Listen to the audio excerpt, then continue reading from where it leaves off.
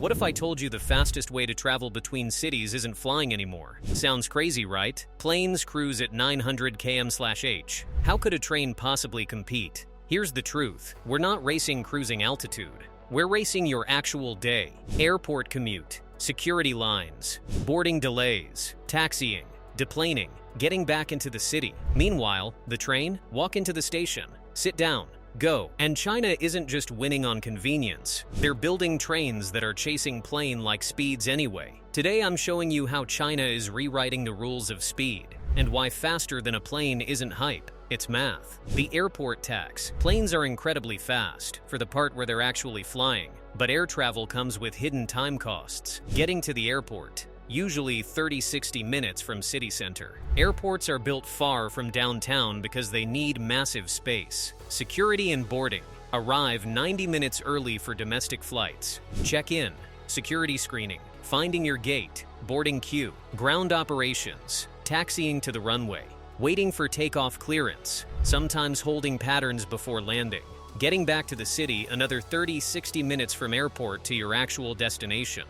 Add it all up, a 90-minute flight easily becomes a 4-hour journey door to door. Now compare that to high-speed rail. Train stations are in city centers. Walk in 10 minutes before departure. No security theater.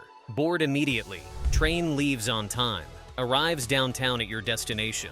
That 3-hour train ride actually takes 3.5 hours total. The slower train just beat the faster plane by 30 minutes. This isn't theoretical. On routes under 800 kilometers, high-speed rail consistently beats air travel door to door. And China has perfected this system. China's mobility machine.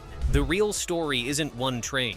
It's a network effect. China operates over 45,000 kilometers of high-speed rail track. That's enough to wrap around Earth more than once. Built in less than 20 years. This isn't just impressive infrastructure, it's a behavioral shift. When trains run every 15 minutes between major cities, when they're faster door to door than flying, when tickets cost a fraction of airfare, people choose trains. The Beijing-Shanghai corridor alone carries over 200 million passengers annually, more than any airline route on Earth. This created a mobility revolution. Business travelers commute between cities 2,100 kilometers apart. Students study in one city, work in another. Families visit across provinces on weekends. The strategic advantages are massive. Coordinated planning across the entire network. Standardized systems and equipment.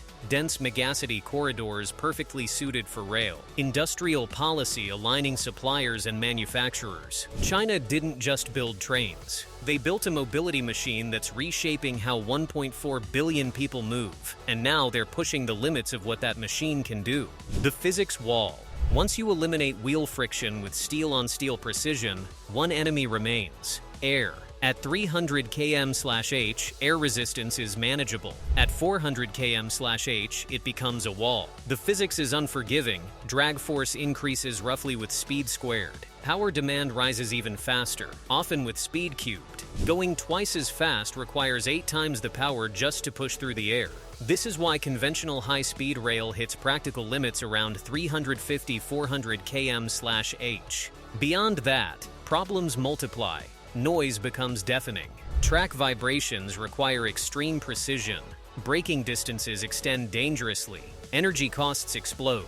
But China is attacking this barrier head-on with the CR450 project. These next-generation trains target 400 km/h operational speed, with test speeds reaching 450 km/h. The breakthrough: advanced aerodynamics, improved braking systems, better stability control, more efficient energy consumption.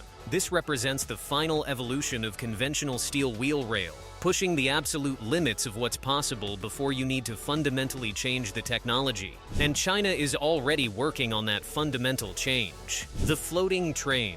If wheels are the limitation, what if the train doesn't touch the track? Enter Maglev, magnetic levitation.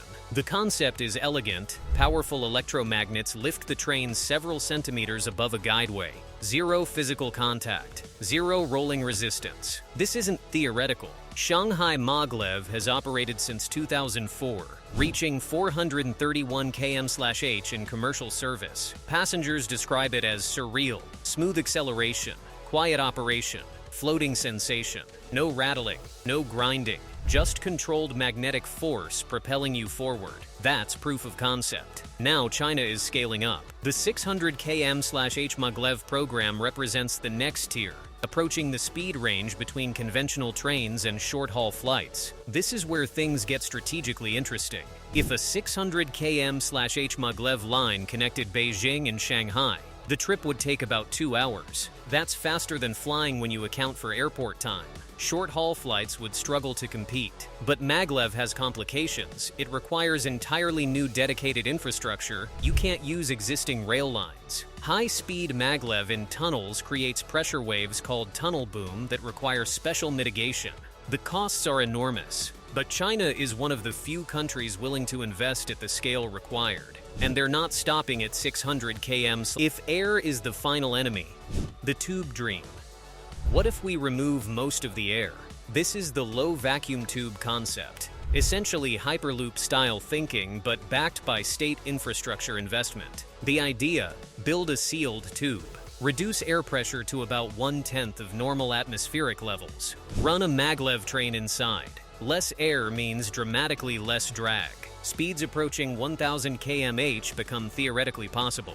China has been testing this. August 2024, a demonstration system in Shaanxi province successfully completed testing in a 2-kilometer low-pressure tube with stable levitation and controlled braking.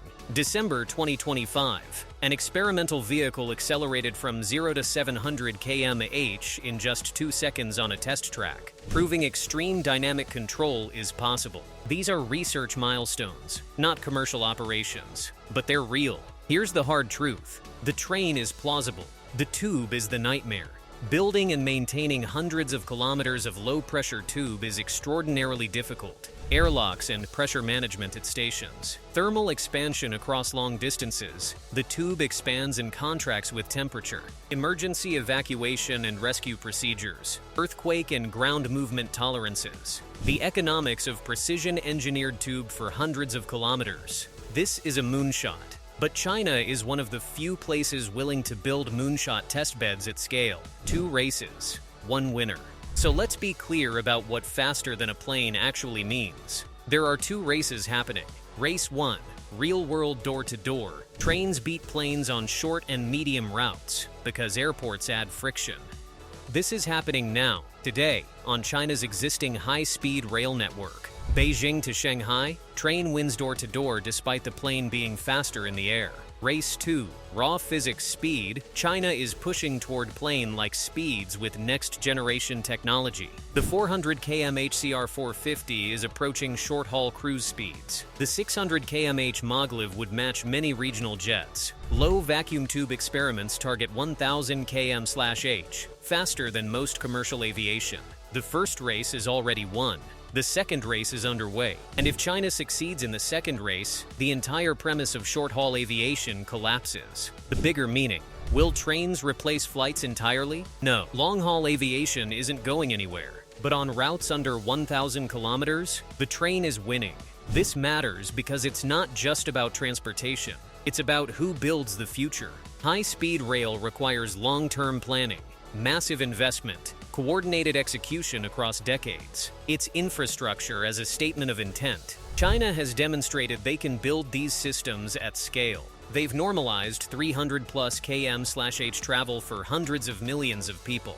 They're pushing the technological boundaries further than anyone else. Meanwhile, most of the world is still debating whether to fund high-speed rail at all. The question isn't whether China's approach is perfect. There are legitimate debates about cost, debt, and whether some routes are underutilized. The question is, if China proves that ultra-high-speed ground transport works at scale, how long before flying short distances feels as outdated as taking a 20-hour train used to feel? So yes, China has trains faster than planes. Not in some narrow technical sense. In the way that actually matters, getting you where you need to go. Faster, with less hassle. The 350 km/h high-speed rail beating flights door-to-door, that's real today. The 400 km/h next-generation trains approaching jet speeds, coming soon. The 600 km/h Maglev making short-haul flights obsolete, in development. The 1000 km/h tube trains faster than commercial aviation, being tested. China isn't just building building faster trains. They're redefining what fast means for ground transportation. And if they succeed, the world's idea of distance changes forever. So, which impressed you most? The trains that already beat planes door to door? Or the experimental systems targeting actual jet speeds? Drop your answer in the comments. Because the race between trains and planes? China just changed the rules.